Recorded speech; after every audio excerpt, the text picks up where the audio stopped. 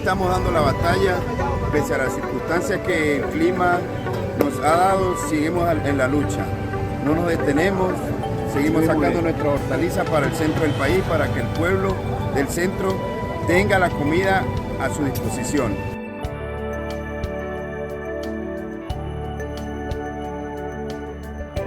Nos sentimos contentos por ese lado porque nosotros sentimos un apoyo de parte del Estado, de parte de nuestro presidente Nicolás Maduro, porque él también salió a dar una rueda de prensa